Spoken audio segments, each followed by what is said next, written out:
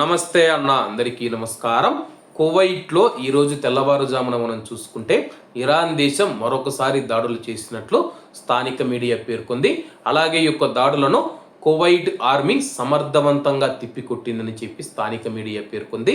వివరాల్లోకి వెళితే కువైట్ గగనతలంలోకి దూసుకు వచ్చిన శత్రువుల క్షిపణులు మరియు డ్రోన్లను తమ వైమానిక రక్షణ వ్యవస్థ ఎయిర్ డిఫెన్స్ సిస్టమ్ విజయవంతంగా అడ్డుకున్నట్లు కువైట్ ఆర్మీ జనరల్ స్టాఫ్ ప్రకటించింది.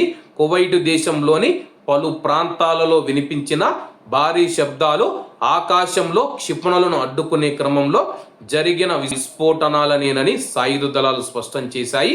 శత్రుదాడులను తిప్పికొడుతూ ఉన్నట్లు కువైట్ సైన్యం అధికారికంగా ధృవీకరించింది. కువైట్ దేశవ్యాప్తంగా వినిపించిన భారీ పేలుడు శబ్దాలతో ప్రజలు ఒక్కసారిగా ఆందోళనకు గురయ్యారు. వైమానిక రక్షణ వ్యవస్థలు అప్రమత్తంగా ఉన్నాయి, ఆందోళన చెందాల్సిన అవసరం లేదని చెప్పి కువైట్లోని కువైటీ ప్రజలకు మరియు ప్రవాసులకు ఆర్మీ భరోసా ఇచ్చింది.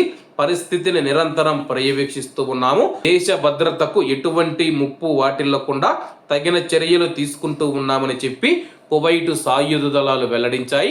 ప్రస్తుతం కువైట్లో ఈరోజు తెల్లవారుజామున అలాగే అర్ధరాత్రి వేళల్లో మనం చూసుకుంటే ఇరాన్ మరొకసారి దాడులు చేసింది. అలాగే ఆ యొక్క శత్రు దాడులు మనం చూసుకుంటే కువైట్ ఆర్మీ సమర్థవంతంగా తిప్పికొడుతూ ఉంది.